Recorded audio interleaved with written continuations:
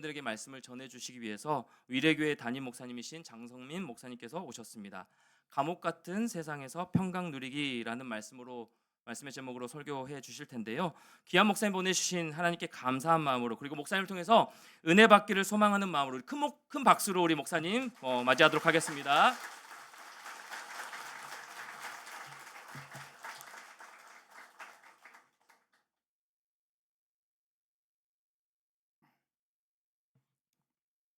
여러분 안녕하십니까? 네, 반갑습니다. 저는 위례교회 장동민 목사입니다. 정진영 목사님께서 분당 우리 교회 계실 때 제 주차부에서 제 사수셨는데요. 제가 분당 우리 교회 부임하고 일을 잘 적응할 수 있도록 많이 도와주셨습니다. 그래서 분립될 때부터 많은 관심이 있었고 기도하던 교회인데 오늘 함께 말씀을 나눌 수 있어서 참으로 감사합니다. 하나님께서 주시는 말씀의 은혜가 주와 함께 교회와 또 정진영 목사님께서 말씀을 증거하시는 위례교회에 함께 할 수 있기를 주님의 이름으로 축복합니다. 제자반 형제님들과 함께 밤낚시를 다녀온 적이 있습니다. 형제님 한 분이 낚시를 정말 좋아하시는 분이고 엄청 잘하시는 분이셨습니다. 낚시를 한참 하다가 혹시 형제님이 잡으신 것 중에 가장 큰 고기가 얼마나 되냐 물었습니다. 그랬더니만 눈빛을 반짝이며 말씀하셨습니다. 목사님, 제가 작년에 완도에서 광어 1.5m짜리를 잡았습니다 하는 겁니다. 그 말 믿으시는 겁니까? 하긴 낚시꾼들의 말은 약간의 있지 않습니까? 그래서 제가 아주 네 이렇게 넘겼습니다. 그러니까 그분이 막 흥분하셔가지고 휴대폰으로 막 사진을 보여주시는데 진짜 꽤 큰 고기였습니다. 보기 한 1.5m는 모르겠지만 꽤 커 보이는 고기였습니다. 목사님, 이런 거 잡으면 온몸에 막 전기가 오는 것처럼 찌릿찌릿합니다. 너무 좋습니다. 자랑하셨습니다. 그러다가 저에게 질문 하나 하셨습니다. 목사님, 낚시할 때 언제가 가장 행복한지 아십니까? 물으셨습니다. 여러분, 낚시할 때 언제가 제일 행복할까요? 둘 중에 아니겠습니까? 낚을 때 아니면 먹을 때 그럴 텐데 생각하다가 말했습니다. 월척을 잡을 때 아닙니까? 말했습니다. 그랬더니 그분이 피식 웃었습니다. 목사님, 반은 맞고 반은 틀렸습니다. 잡을 때가 행복하긴 한데 진짜 행복한 건 옆 사람이 저보다 큰 고기를 잡다가 줄이 탁 끊어지면 그 소리가 너무 좋다고. 진담 반 농담이었지만 전 진담일 거라 생각합니다. 네, 그렇게 말씀하셨습니다. 꽤 공감되는 이야기였습니다. 알랭드 보통은 불안이라는 책에서 우리에게 가장 견디기 힘든 성공은 가까운 친구의 성공이라 이야기했는데요. 꽤 공감됩니다.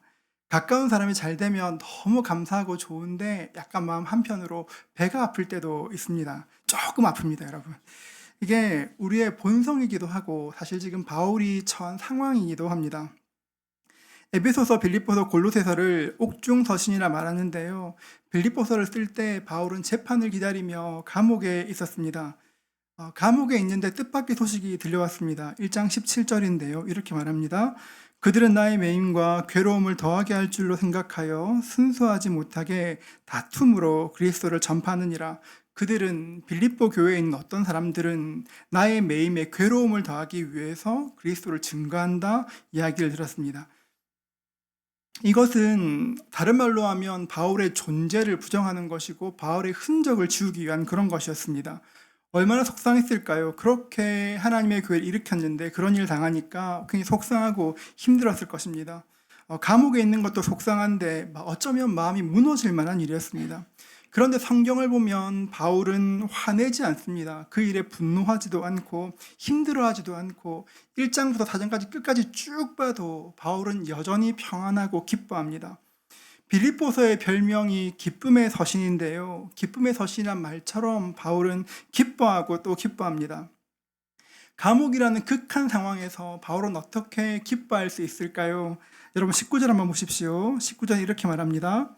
이것이 너희의 간구와 예수 그리스도의 성령의 도우심으로 나를 구원에 이르게 할 줄로 아는 고로, 이렇게 말합니다. 이 말씀이 한글인데 좀 어렵게 번역되어 있습니다. 우리가 가진 성경을 읽으면 뜻을 알 것 같기도 하고 모를 것 같기도 한 좀 애매한 번역입니다. 여러분, 성경을 읽다가 뜻이 정확하게 들어오지 않거든 다른 번역 성경을 읽으시는 것이 굉장히 도움됩니다. 새번역 성경이나 쉬운 성경이나 그런 성경 읽으면 참 좋습니다.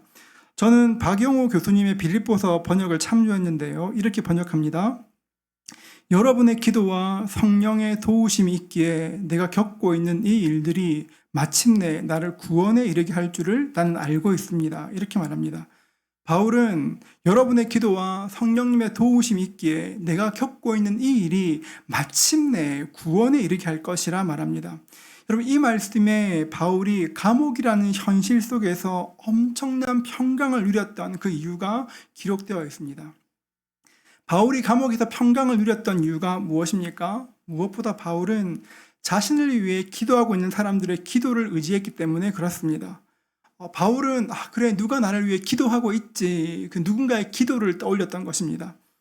바울처럼 이렇게 큰 문제는 아니지만 우리는 살면서 누구나 크고 작은 여러 문제들을 만나게 됩니다.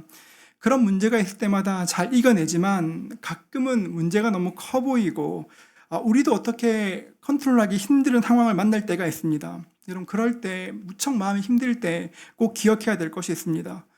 그래, 누군가 지금 나를 위해 기도하고 있지. 누군가가 여러분을 위해서 기도하고 있다는 것을 기억해야 되는 것입니다. 한번 따라해 볼까요? 누군가 나를 위해 기도하고 있지. 누군가 나를 위해 기도하고 있지. 여러분, 누군가 여러분을 위해 기도하고 계십니다. 마음이 무너지려고 할 때 바울은 빌립보 교회 성도들이 자신을 위해 기도하고 있다는 것을 기억했습니다. 그래, 빌립보 교회 성도들이 나를 위해 기도하고 있지. 자신을 위해 기도하는 성도들의 기도에 기대어 위로를 얻었습니다.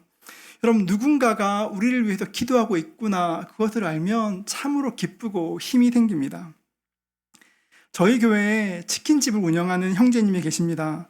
어느 날 미성년자가 나이를 속이고 와서 술을 마시는 일이 생겼습니다. 아르바이트 하시는 분이 확인을 했는데 좀 조명이 어둡다 보니까 분별을 못했습니다. 이 일 때문에 석 달 동안 영업 정지를 받을 위기에 처했습니다. 그 일로 관공서를 막 왔다 갔다 하고 있는데 엎친 데 덮친 격으로 또 다른 일이 생겼습니다. 그 형제님의 카톡을 한번 읽어드리겠습니다. 새벽 4시 전화가 왔습니다. 치킨집이죠. 가게 뒤편 실외기에서 불이 났어요. 소방차가 오고 아파트 주민들이 대피 중이에요. 서둘러 가보니 저희 가게가 아니라 바로 옆 가게의 실외기에서 불이 시작되었고 스프링쿨러가 작동해서 옆에 있는 매장들은 모두가 다 물바다가 되어 있었습니다. 그런데 정말 신기하게도 저희 가게는 가스만 차고 무사했습니다. 마치 출애굽기에 나오는 것처럼 문설주에 피를 발라 넘어간 것처럼 저희 가게만 무사했습니다. 물론 가게 뒤편에 있는 실외기 쪽은 거의 전쟁터처럼 변했지만 가게가 너무 온전하게 지켜졌고 가게 운영도 가능합니다. 복구하느라 고생할 옆 가게들에게는 너무 미안하지만 그 큰 소동 가운데에서도 저희 가게를 온전히 지켜주신 하나님께 감사드립니다. 목사님 기도해 주셔서 감사합니다. 다락방과 온 교회가 기도해 주셔서 그런 것 같습니다. 이렇게 문자를 보내셨습니다. 이때가 아직 법적인 문제가 다 해결되었을 때가 아닙니다. 굉장히 힘든 상황이었습니다. 그런데 설상가상 불까지 났습니다. 이런 일을 만나면 누구나 낙심되고 마음이 상하는 것이 당연합니다. 어쩌면 원망하는 것도 당연합니다. 왜 이럴까? 왜 자꾸 이런 일이 생길까? 이런 마음 드는 것이 당연합니다. 그런데 현장에 가보니까 뜻밖의 피해가 너무 없었습니다.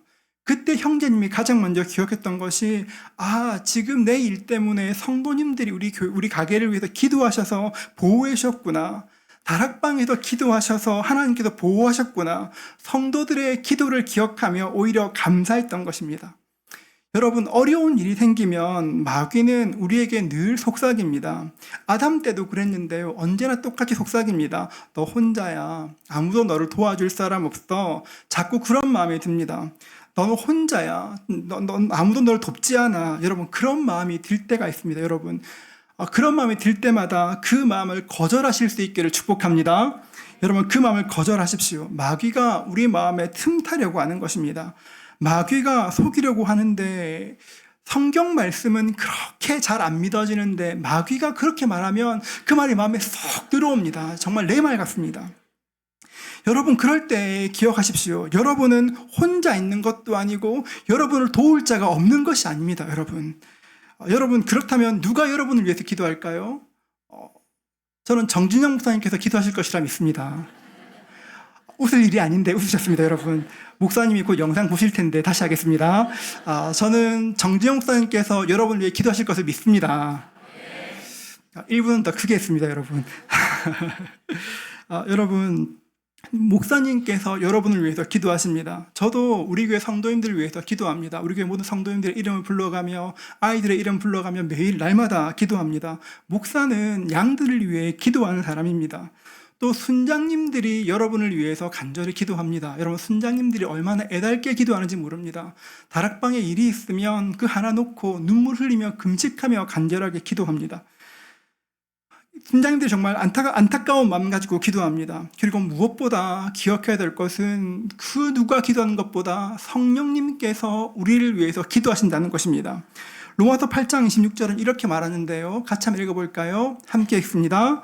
이와 같이 성령도 우리의 연약함을 도우시나니 우리는 마땅히 기도할 바를 알지 못하나 오직 성령이 말할 수 없는 탄식으로 우리를 위하여 친히 간구하시느니라. 오직 성령이 말할 수 없는 탄식으로 우리를 위하여 친히 간구하시느니라. 우리가 어떻게 기도해야 될지를 모를 때, 누구도 나를 위해 기도하는 것 같지 않을 때 여러분 기억하십시오. 성령님께서 여러분을 위해 말할 수 없는 기도와 간구로 하나님께 여러분의 사정을 아뢰고 있다는 사실을 알아야 하는 것입니다. 19절 말씀을 보면 바울은 여러분의 기도와 도우심으로 구원에 이른다 이야기합니다. 바울이 말하는 구원은 두 가지 뜻을 가지고 있습니다. 첫 번째는 감옥에서 풀려나는 것입니다. 지금 바울은 감옥에 있었습니다. 언제 죽임당할지 모르는 상황이었습니다. 그런 상황에서 바울에게 구원은 감옥에서 풀려나는 것이 구원이었습니다. 그래서 세번역 성경을 보면 이렇게 번역합니다. 나는 여러분의 기도와 예수 그리스도의 영의 도우심으로 내가 풀려나리라는 것을 압니다.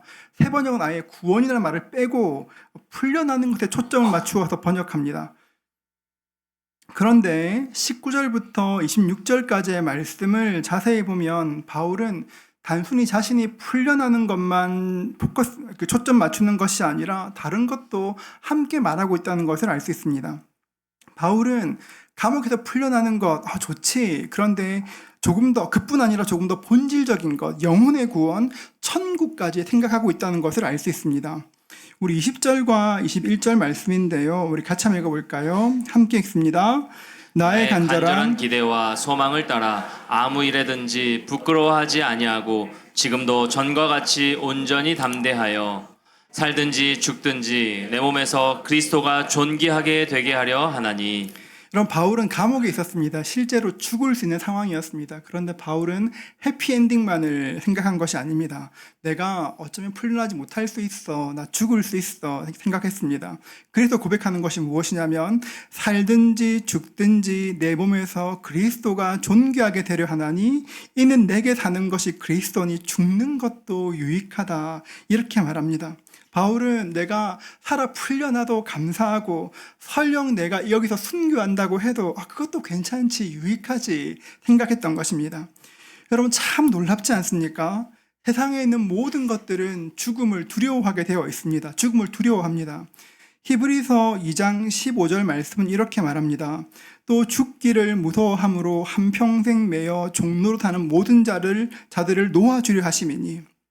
이 땅에 생명 있는 모든 것들은 죽음을 두려워합니다. 그래서 사람들이 생각하는 이 땅에서 가장 나쁜 것이 뭡니까? 죽는 거 아닙니까? 사람들은 죽음을 두려워합니다. 여러분 어떠십니까? 여러분에게 죽음은 어떤 것입니까? 사람들은 왜 이렇게 죽음을 두려워할까요? 많은 이유가 있지만 죽음을 두려워하는 이유는 죽고 난 뒤에 어떻게 될지를 몰라, 어떤 일이 있을지 몰라 두려워하는 것입니다. 한때 이렇게 죽기 전에 가봐야 될 여행지 100곳, 죽기 전에 먹어야 될 디저트 100개, 이런 책 굉장히 유행했었습니다. 여러분, 이런 책들이 유행했던 이유가 뭘까요, 여러분? 사람들은 죽음이 끝이라 생각하니 그 전에 무엇인가 하고 싶고, 죽기 전에 보아야 하고, 죽기 전에 먹어야 하고, 죽기 전에 가봐야 되는 것입니다.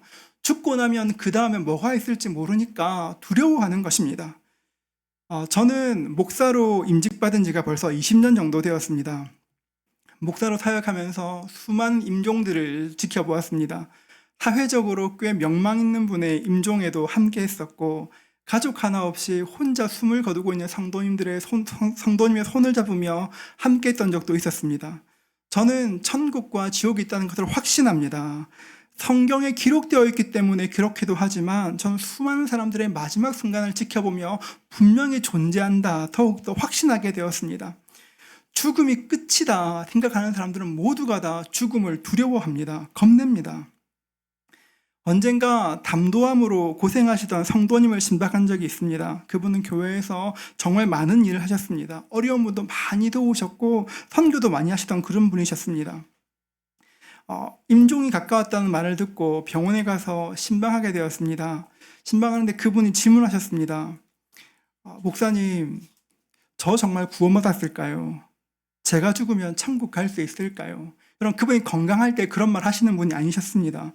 누구보다 하나님 사랑하시는 분이셨고 예수님 위한 것이라면 최선을 다하는 분이셨습니다. 그런데 그분이 목사님, 제가 죽으면 천국 갈 수 있을까요? 물으셨습니다. 그 말씀에 제가 조금 놀랐습니다. 자녀들도 굉장히 놀란 눈치였습니다. 제가 뒤에 신방 다 취소하고 그 옆에 앉아 성경 한 장 한 장 읽어가며 다시 복음을 증거했습니다.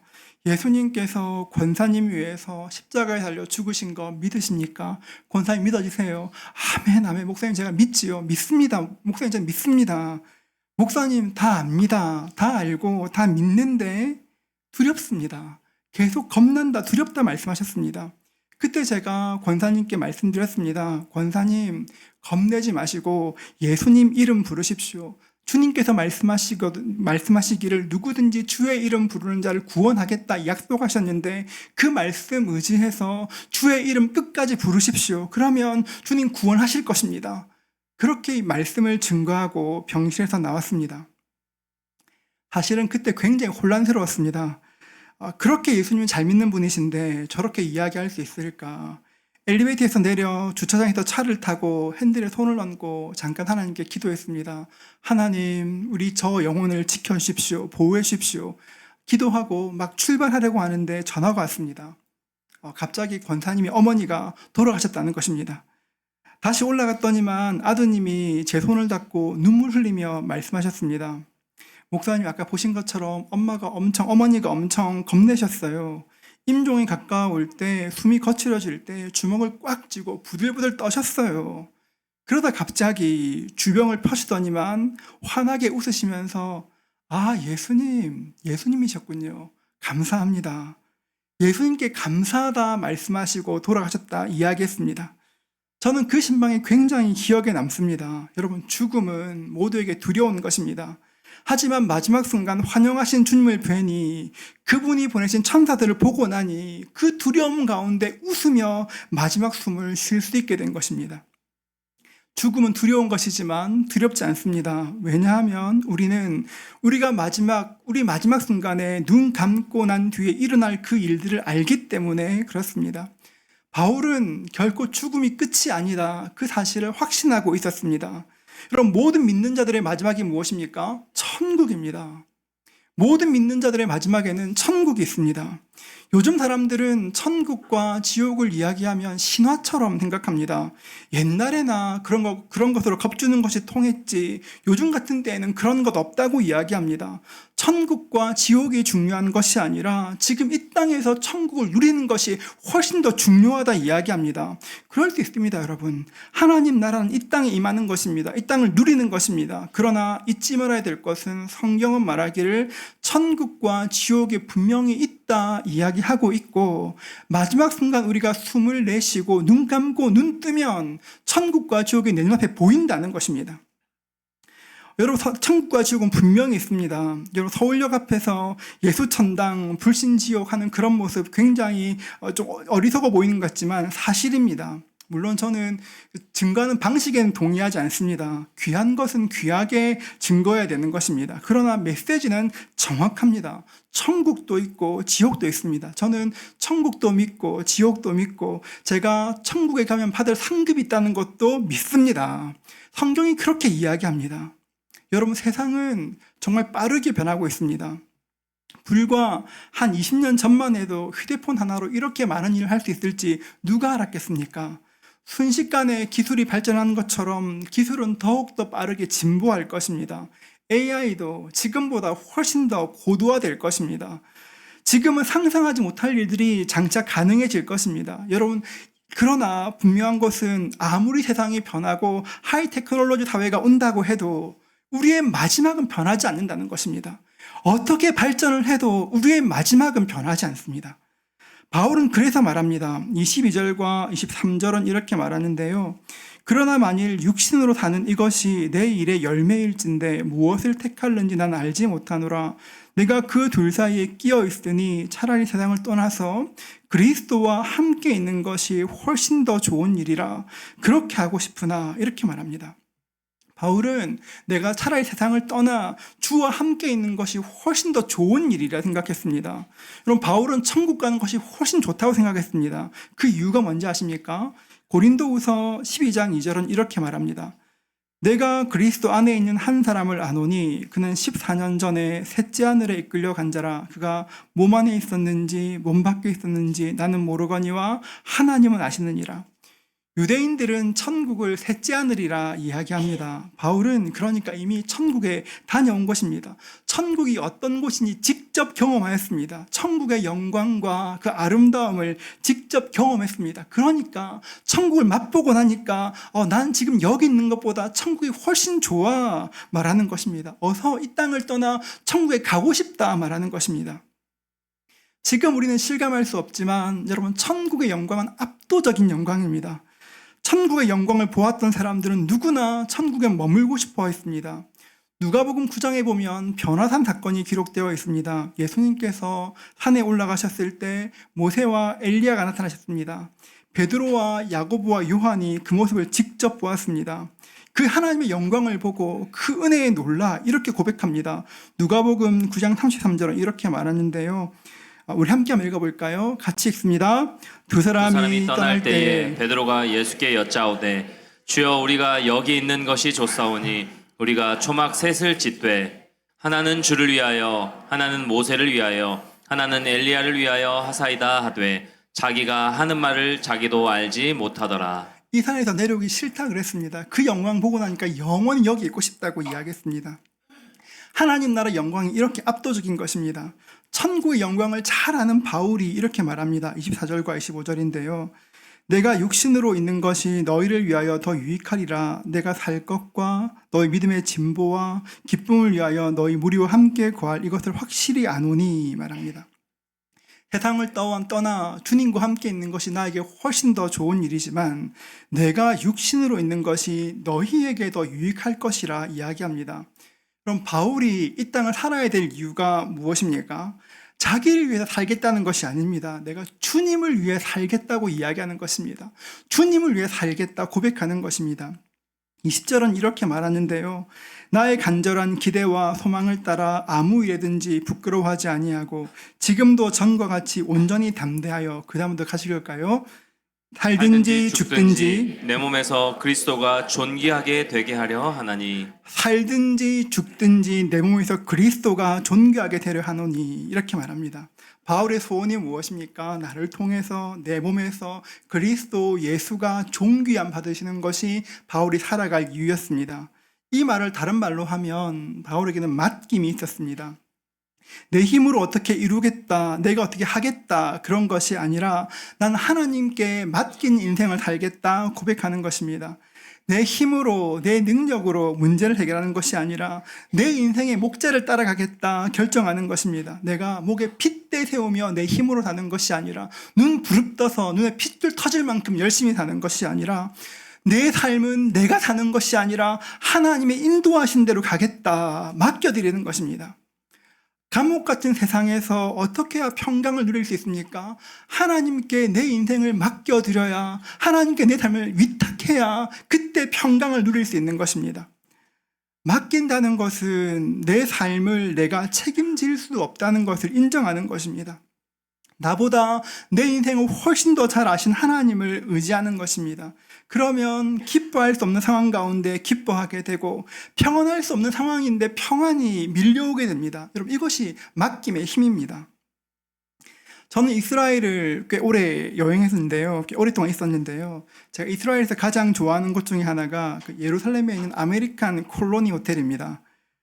꽤 비싼 호텔을 한 번도 자본 적은 없습니다만 굉장히 좋아합니다. 예루살렘에 가면 가능한 갈 때마다 그 호텔의 라운지에서 커피를 마시거나 주스를 마십니다. 그곳 호텔의 분위기가 다른 곳보다 특별하게 좋은 것도 아니고 그냥 보기에 특별한 것이 없는데 제가 거기를 좋아하는 이유가 있습니다. 그 호텔의 로비에 가면 누군가가 손으로 쓴 찬송가 가사가 하나 걸려 있습니다. 호레이시오 스패포드라는 분이 쓴 찬송가 가사인데요. 이분이 꽤 유명한 변호사였습니다. 투자에도 감각이 있어서 시카고에서 부동산 사업을 했는데 꽤 성공했습니다. 당시 세계적인 부흥사였던 무디 목사님의 재정을 돕는 재정 후원자이기도 했고 교회 학교를 열심히 섬기는 분이시기도 했습니다. 1871년 그의 삶에 큰 변화가 찾아왔습니다. 1871년 시카고에 대화재가 일어났습니다. 불은 이틀 동안 계속되었습니다. 300명이 죽고 10만이 넘는 이재민이 생겼습니다. 당시 시카고의 건물들은 거의 다 목조 건물들이라 도시가 삽시간에 잿더미로 변했습니다. 이 말은 바꿔 말하면 그가 투자했던 모든 건물들이 일시에 다 사라졌다는 이야기입니다. 게다가 시카고 화재가 있기 전에 1년 전 4살 아들이 열병에 걸려서 하나님 나라로 가는 일이 있었는데 그 충격이 가시기도 전에 또 엄청난 일을 겪었습니다. 몸도 마음도 많이 약해졌습니다. 그때 주치의가 지금은 안정이 필요하니까 가족 모두가 유럽으로 가서 좀 여행하시면서 몸과 마음 추스리시라 이렇게 이야기했습니다. 그래서 그 말을 듣고 마침 무디 목사님께서 영국에서 집회를 인도하고 있었기 때문에 예배를 통해 은혜도 받고 또 여행을 통해 힘도 얻겠다 생각하고 그 계획을 추진하였습니다. 1873년 11월 15일 호레이시오 가족은 비르드 아브르란 배를 타고 대서양을 건너기로 했습니다. 그런데 출발 직전에 어떤 문제가 생겨서 가족들만 먼저 보내고 그 호레이시오는 자기 일을 다 처리한 후에 가능한 빨리 따라가겠다 이야기했습니다. 11월 22일 출항한 지 딱 일주일이 되었습니다. 그 배는 영국 국적의 배와 정면으로 충돌하였습니다. 배에 타고 있던 226명이 목숨을 잃었고 87명만 구조되는 그 당시에 엄청나게 큰 사고가 일어났습니다. 새벽 2시 모두가 잠들었던 시간에 일어난 일이라 많은 사람이 희생당했습니다. 뉴스를 듣고 사고 소식을 듣고 애태우며 기다리던 스패포드는 12월 2일 아내로부터 전보 한 장을 받게 됩니다. 이렇게 기록되어 있었습니다. Saved alone. 혼자 살아남았던 기록되어 있었습니다. 아내는 아이들을 데리고 필사적으로 갑판으로 올라가려고 했지만 가다가 실신하게 되었고 11살, 9살, 5살, 2살 네 아이 모두가 다 물에 잠겨 죽게 되었습니다. 한순간에 사랑하는 모든 아이를 다 잃었습니다. 스태포드는 그 일이 있은 후에 마음을 추스리고 아내를 만나기 위해서 영국으로 가는 배에 올랐습니다. 그가 탄 배가 대서양을 지나갈 때 선장이 그를 데리고 와 이곳에서 그 사고가 있었노라고 잠시 이렇게 기념할 수 있는, 기억할 수 있는 시간을 주었습니다. 그곳에 서니까 마음을 추스릴 수가 없었습니다. 눈에 넣어도 아프지 않을 아이들인데 얼마나 그 아이들 무서웠을까, 얼마나 추웠을까, 얼마나 괴로웠을까. 너무너무 고통스러웠습니다. 그리고 하나님께 원망이 터져 나왔습니다. 하나님, 정말 저한테 왜 이러시는 겁니까? 제가 주님 얼마나 사랑하는지 주님 아시지 않습니까? 제가 얼마나 힘을 다해서 내 할 수 있는 모든 것으로 주를 섬겼는지 아시지 않습니까? 주님, 제 진심 아시지 않습니까? 이제 저는 어떻게 살아야 되겠습니까? 밤새 울었습니다. 한참 울었는데 동이 트고 새벽의 햇빛이 선실 안에 비추기 시작하였습니다. 그 빛이 선실 안으로 들어올 때 갑자기 마음속에서 성경 구절 하나가 떠올랐습니다. 열왕기하 4장 26절인데요. 우리 같이 한번 읽어볼까요? 우리 함께 읽습니다. 네, 제가 읽겠습니다. 너는 달려가서 그를 맞아 이르기를 너는 평안하냐, 내 남편이 평안하냐, 아이가 평안하냐 하라 하였더니 여인이 대답하되 평안하다 하고 넌 달려가서 그를 맞아 이르기를 너는 평안하냐, 내 남편이 평안하냐, 아이가 평안하냐 하라 하였더니 여인이 대답하되 평안하다 하고 갑자기 평안이란 그 말이 마음에 쑥 들어왔습니다. 그리고 그 평안이란 단어가 계속 마음에 맴돌기 시작하였습니다. 이렇게 기록합니다. 물속에 잠긴 딸들을 기억하며 몸부림치던 그 순간 평강의 왕이 나에게 찾아오셨다. 나는 평강의 왕 앞에서 이해할 수 없는 평강을 읊조리기 시작했다. 스태포드는 평강이라는 그 단어를 계속 읊조리기 시작하였습니다. 평강, 평강, 평강, 평강. 그러다 어느 순간 펜을 들어 자신의 마음을 이렇게 기록합니다. 내 평생에 가는 길 순탄하여 늘 잔잔한 강 같든지 큰 풍파로 무섭고 어렵든지 나의 영혼은 늘 편하다. 내 영혼 평안해, 내 영혼 평안해, 내 영혼 평안해. 이 찬송의 영어 가사는 이렇습니다. When peace like a river attended my way. 내 인생길에 강 같은 평화가 흘러 들어올 때에도 When sorrow like sea billows roll. 거친 파도 같은 슬픔이 몰아칠 때에도 Whatever my lot, thou hast taught me to say. 내 운명이 어떻든지 주님은 날 이렇게 말하도록 가르치셨습니다. It is well, it is well with my soul. 평안해, 평안해, 내 영혼 평안해. 이 일 후에 호레이쇼와 아내 앤은 이스라엘로 거주지를 옮겼습니다. 그리고 그곳에서 어려운 사람을 돕는 기독교 공동체를 일구었습니다. 시간이 지나 공동체가 꽤 커졌습니다. 그 규모가 커지니까 예루살렘 성벽 밖에 있는 큰 집으로 옮겼는데 그 집이 호스텔이 되었고 나중에 호텔이 되었습니다. 호텔은 여전히 그곳에 있습니다. 아들을 잃고 재산을 잃고 내 딸을 잃었지만 그 가운데도 스패포드는 평안을 누렸습니다. 고린도후서 6장 10절은 이렇게 말합니다. 같이 한 번 더 읽어볼까요? 함께 읽습니다. 근심하는 자 같으나 항상 기뻐하고 가난한 자 같으나 많은 사람을 부요하게 하고 아무것도 없는 자 같으나 모든 것을 가진 자로다. 하나님 안에서 누리는 평안은 우리의 변덕스러운 감정과 일치하지 않습니다. 내 마음이 기쁘고 좋다고 아니면 어떻다고 일치하는 것이 아닙니다. 그 평안은 구원받은 모든 사람의 깊은 곳에 지어진 탄탄한 토대이기 때문에 세상의 조건과 상황을 초월하게 됩니다.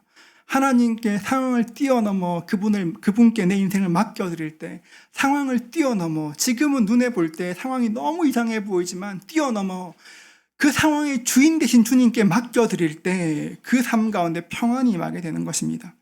그 호텔은 슬픔에 쌓인 남자가 풍랑 있는 바다에서 쓴 찬양시를 전시하는 장소로 사용되고 있습니다. 여러분, 하나님께 맡기는 인생에 평안이 임합니다. 하나님께 맡긴 인생 가운데 평안이 임하게 됩니다. 저는 우리 모두의 인생 가운데 맡김이 있기를 주의 이름으로 축복합니다. 여러분의 삶을 하나님께 맡겨드리십시오. 상황을 맡겨드리는 것이 아니라 그 삶을 그대로 올려드리는 것입니다. 그럴 때 하나님께서 우리를 기억하시게 됩니다. 설교를 마치기 전에 앞서 말씀드렸던 그 치킨집 형제님 이야기를 조금 더 해드리고 싶습니다. 미성년자가 가게에서 술을 마신 것 때문에 영업 정지를 당할 형편이 되었습니다. 그때가 2월이었는데요. 재판이 마치고 나면 아마 석 달 동안 영업 정지를 받는데 그때가 6, 7, 8월이 될 것이라 얘기했습니다. 그럼 6, 7, 8월이 뭐냐면 치킨 업계에서 가장 성수기입니다, 여러분. 그러니까 가장 좋은 때 영업을 못할 처지가 되었습니다. 아는 법조인들에게 물었습니다. 어떻게 하면 도울 수 있을까? 계속 물었습니다. 그러니까 억울하긴 하지만 별 방법이 없다 이야기했습니다. 이 일 때문에 다락방에서 교회에서 정말 간절히 기도했습니다. 이 사실을 가지고 기도한 지 2주가 지났습니다. 어떤 일이 있었냐면 대통령과 소상공인의 간담회가 있었는데요. 그 자리에서 어떤 분이 청소년이 변조한 신분증으로 술을 마셔서 영업정지를 당했는데 부당하다 이야기했습니다. 대통령이 이 말을 듣고 앞으로 그런 일은 큰 피해가 없도록 하겠다. 억울한 일이 없도록 적극적으로 행정하겠다 이야기했습니다. 하나님이 대통령을 사용하셔서 영업정지를 막아주셨습니다. 옆 가게에서 불이 나서 에어컨 실외기가 완전히 녹아내렸습니다. 꽤 큰 돈이라 걱정했습니다. 그런데 뜻밖에도 보험에서 책임져 주어서 여름 장사를 앞두고 새로운 에어컨으로 바꿀 수 있었습니다. 이 형제님의 기도 제목이 우리 교회 모두의 큰 기쁨으로 변했습니다. 여러분, 하나님께 맡기는 인생에 복이 있습니다. 여러분의 인생을 하나님께 맡겨드리십시오. 우리의 삶 가운데 내 인생에 집중하는 것이 아니라 내 인생 가운데 내가 어떻게 살까, 무엇을 먹을까, 무엇을 마실까, 어떻게 살까 고민하는 것이 아니라 살든지 죽든지 내 안에서 그리스도 예수가 존귀하게 되는 삶을 꿈꿔보십시오. 어떻게 하면 내 삶 가운데 예수가 드러날 수 있을까? 어떻게 하면 내 삶 가운데 높고 높으신 주님의 이름이 드러날 수 있을까? 어떻게 하면 나를 통해 하나님의 영광이 드러날 수 있을까? 내 삶이 아니라 하나님 영광을 위해 살면 좋으신 하나님께서 내 삶에 찾아오시고 내 삶을 도우시고 내 삶을 이끌어 가시는 것입니다. 이 땅 사는 것, 스카펙은 이렇게 말합니다. 인생은 고통의 바다라고 이야기합니다. 인생은 고통의 바다와 같습니다. 언제나 파도가 치고 이렇게 요란해집니다. 파도가 치는 것처럼 내 인생에 잠깐 평안한 것 같으면 또 이렇게 몰려오는 것이 우리 인생입니다. 여러분, 그때 기억하십시오. 누군가 나를 위해 기도하고 있구나. 누군가 나를 위해 기도하고 있지. 마음이 너무 힘들 때, 괴로울 때 누군가 나를 위해 기도하고 있지. 아, 맞아. 성령님이 나를 위해 기도하고 있지. 여러분, 그것들을 기억하십시오. 그리고 우리 인생의 그 무엇이든 주님께 맡겨드리면 주님께서 내 곁에 계셔서 나와 함께 하시고 나와 함께 짐지고 그 길을 가시는 것들을 경험하게 될 것입니다. 여러분, 그럴 때 우리 인생에 세상에 줄 수 없는 평안이 임하게 되는 것입니다. 하나님을 믿고 의지할 때 내 삶에 하나님이 함께 하심이 경험될 때 세상이 줄 수 없는 평강이 임합니다. 그 놀라운 평안을 누리실 수 있는 저와 여러분 되실 수 있기를 주의 이름으로 축복합니다. 이런 평안을 누리십시오. 함께 찬양하고 싶은데 여러분, 내 평생에 가는 길, 여러분이 찬양할 때 이 찬송시를 작곡했던 그 아버지의 말 한번 기억해 보십시오. 얼마나 괴로웠을까요? 얼마나 힘들었을까요? 그런데 그 마음에 평강의 왕이 오시니, 평강의 왕이 찾아오시니, 그 평강을 주시니 환경을 덮는 주의 은혜가, 환경을 초월하는 주의 은혜가 부어진 것입니다. 우리가 찬양할 때 그 은혜가 부어질 것입니다. 함께 찬양으로 나가겠습니다.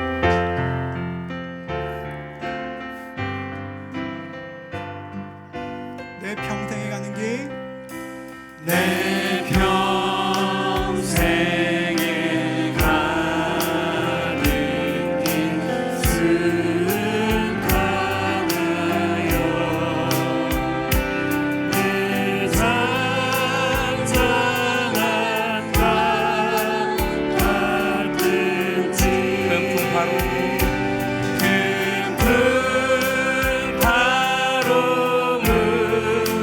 무섭고 어렵든지 나의 영혼은 늘 편하다. 우리 고백합니다. 내 영혼 평안해. 내 영혼 평안해. 내 영혼 평안. 우리 2절 고백합니다. 저마귀는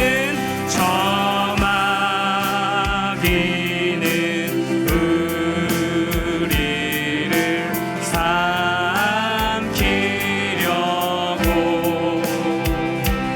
입 벌리고 달려와 주 예수는 우리의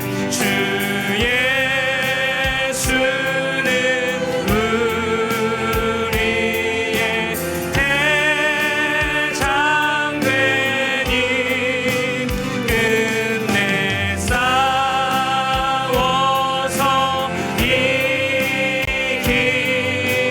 이기리라.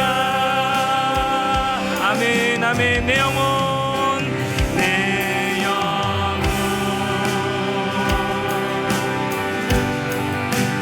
평안해.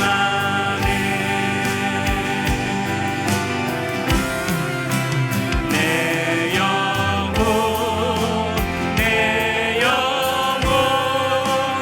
평안해. 우리 이렇게 고백합니다.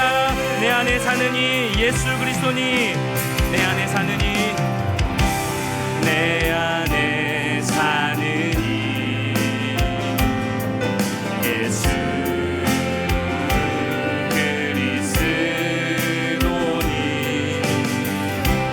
나의 죽음도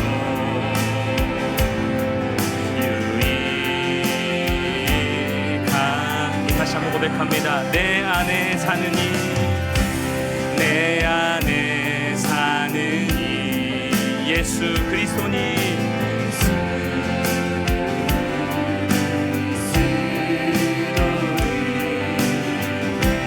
나의 죽음도 유익하니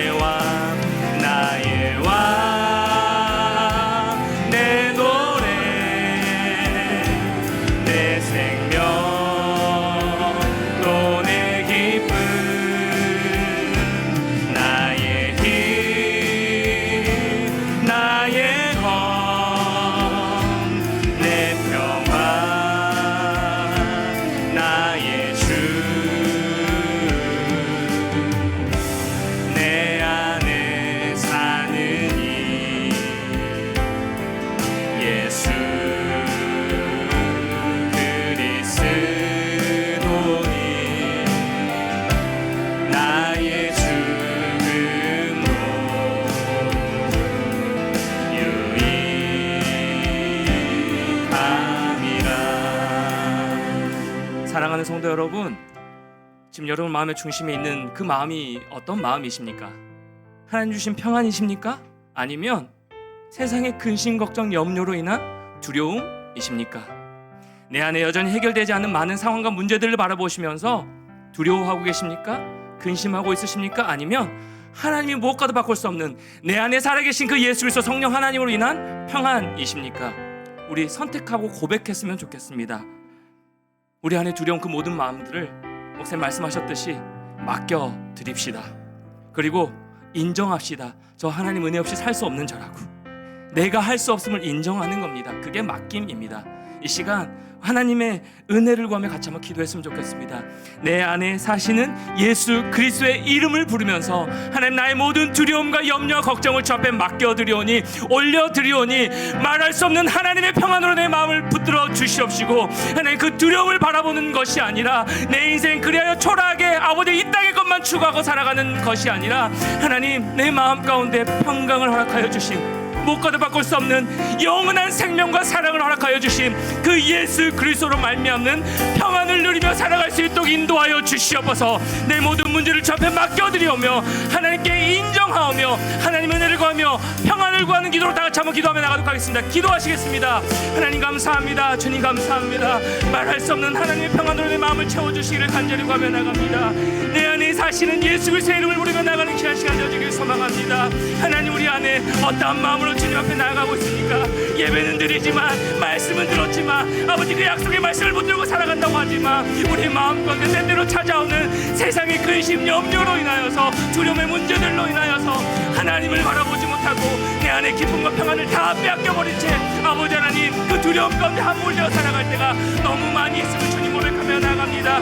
내 안에 사시는 예수 그리스도로 말미암아 내가 혼자가 아님을, 내 안에 울며 탄식하심을 중보하고 계시는 성령 하나님의 도우심이 있다는 사실을 우리가 기억하며 우리 개인의 심령 가운데, 우리가 가정들 가운데, 우리 주함교회 가운데 하나님의 평안을 누리며 나아갈 수 있도록 인도하여 주시옵소서. 하늘 평강을 우리 마음 가운데 다시 한번 허락하여 주시옵소서. 우리가 진짜 회복해야 될 것이 무엇입니까? 하나님, 이 시간 우리가 진짜 회복해야 될 것이 무엇입니까? 하나님, 무엇과도 바꿀 수 없는 평안을 우리 마음 가운데 허락하여 주셨는데, 무엇과도 바꿀 수 없는 그 기쁨을 우리 마음 가운데 이미 보여하여 주셨는데, 하나님 내 안에 사는 이 예수 그리스도로 말미암아 우리가 힘과 능력으로 나갈 수 있는데, 하나님 우리가 무엇을 두려워하고 있습니까? 그 하나님의 평강을 다시 한번 회복하여 나갈 수 있도록 인도하여 주시옵소서. 그 하나님의 평안이 우리 각 가정 가운데 온전하게 다시 한번 임할 수 있도록 은혜 위에 은혜를 더 주시길 간절히 구하며 나갑니다. 하나님, 육신의 회복도 필요하고 물질의 회복도 필요합니다. 하나님, 어떤 모든 것들과 우리 모든 것들 다 필요합니다. 그럼에도 불구하고 하나님, 진정으로 예수 그리스도 내 안에 주님밖에 없음을, 내 안에 주님밖에 없음을 인정하고 고백하며 맡겨드리며 나가는 우리 삶 될 수 있도록 하나님 함께하여 주시옵소서. 우리 한 가지만 더 놓고 기도했으면 좋겠습니다. 성도님들, 회복을 구하고 있으십니까? 근데 진짜 회복은요, 우리 상황이 바뀌는 게 아닙니다. 진짜 회복은 어떤 상황 가운데 있을지라도 감정적으로 함몰되지 아니하고, 두려움 가운데 무너지지 아니하고, 어떤 상황 가운데 변함없이 계시는 그 주님 바라보는 그 마음의 평강 회복되는 게 진짜 회복일 줄 믿습니다. 이 시간 우리 회복을 놓고 같이 한번 기도했으면 좋겠어요. 저마다 다 문제가 있는 인생들입니다. 저마다 다 마음 가운데 평안과 기쁨을 빼앗겨버린 채 살아갈 때가 참 많이 있습니다. 하나님 주신 기쁨인데, 하나님이 무엇과도 바꿀 수 없는 평안함으로 우리 마음 가운데 함께하고 계시는데, 우리는 무엇을 보고 두려워하고 있는지, 어떤 회복을 구하고 있는지. 물질 회복 필요합니다. 건강 회복 필요합니다.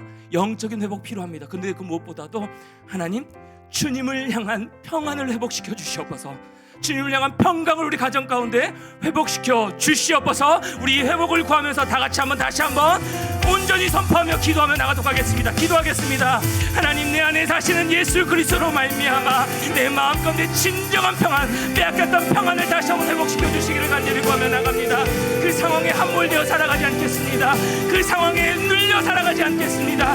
관계 가운데 지쳐 산에 무너지지 않겠습니다. 내 마음 가운데 물질 회복도 필요하고, 아버지 하나님 건강 회복도 필요하고, 가정의 회복도 필요하고, 깨어진 관계의 회복도 필요합니다. 우리 모두의 고백일 것입니다. 그런데 하나님, 그 무엇보다도 하나님 무엇과도 바꿀 수 없는 평안을 우리 마음가운데 허락하여 주셨다는 사실, 그 무엇과도 바꿀 수 없는 하나님의 평안을 우리 심령 가운데 주셨다는 사실, 이것을 온전히 회복하며 누리며 나아가는 우리 귀한 성도들 아무나 될 수 있도록 하나님 은혜를 더하여 주시옵소서. 그것이 우리가 살아갈 수 있는 힘과 능력이 됨을 고백하며 나갑니다. 그것이 어떠한 상황 가운데서도 무너지지 않게 하는 하나님의 버팀목과 원동력이 됨을 고백하며 나갑니다. 주님 맡겨드립니다. 주님 맡겨드립니다. 내 모든 삶의 문제 무거운 짐을 주님 앞에 맡겨드립니다. 올려드립니다. 내가 할 수 없음을 인정하며 나가오니 주님 내 마음의 평안함으로 회복시켜 주시옵소서. 하나님의 기쁨으로 온전하게 누리며 나갈 수 있도록 우리의 마음을 우리 각 가정 우리 주 함께 교회를 회복시켜 주시옵소서. 우리에게 내 심령 마음껏은 여전히 하나님 우리 마음 가운데 예배하고 있음에도 불구하고 기도하고 있음에도 불구하고 여전히 우리 마음 가운데 불안함이 끼어지지 않습니까? 하나님 우리 마음을 주께서 들어주셔서 하나님의 평안으로 하나님의 평강으로 온전하게 채워주시옵소서. 하나님 그 은혜 가운데 온전히 가야 나가는 우리 모든 자들이 성령이 될 수 있도록 하나님 함께하여 주시옵소서. 주님 감사합니다. 사랑하는 하나님, 우리가 혼자가 아닌데 왜 혼자인 것 같을까요? 왜 이렇게 외로울까요? 내 안에 사는 예수 그리스도가 계시는데 울며 탄식하시며 중보하고 계시고 도우시는 성령 하나님이 내 안에 거하고 계시는데 우리가 무엇 때문에 이렇게 외롭고 불안하고 두려울까요? 하나님 진짜 회복을 누리기를 원합니다. 말씀을 들었음에도 예배를 드림에도 하나님을 믿는다고 고백함에도 불구하고 여전히 세상 것들로 인하여서 우리가 두려움에 함몰되어 살아가고 있다면 하나님 이 시간 맡겨드립니다. 모든 우리의 짐과 우리의 마음의 무거운 짐을 연약함을 주님 앞에 맡겨드립니다. 내가 할 수 없음을 인정합니다. 내 안에 사시는 예수 그리스도의 이름을 부르며 나아가오니 주 성령 하나님 내 마음 가운데 무엇과도 바꿀 수 없는 그 평안을 다시 한번 회복시켜 주셔서 상황 때문에 무너지는 인생이 아니라 주님을 붙들고 기쁨과 평안 가운데 거하여 살아가는 우리 모든 성도님들과 우리 각 가정들과 우리 주와 함께 교회와 위대교회 될 수 있도록 은혜를 더하여 주시옵소서. 그것만으로 충만한 인생 되길 원합니다. 그것으로 충분한 이번 한 주간 우리의 삶이 되어줄 수 있도록 주님 인도하여 주시고 함께하여 주시옵소서. 이렇게 함께하시는 하나님을 기대하오며 의탁하오며 거룩하신 예수 그리스도의 이름으로 간절히 기도드리옵나이다. 아멘. 우리 다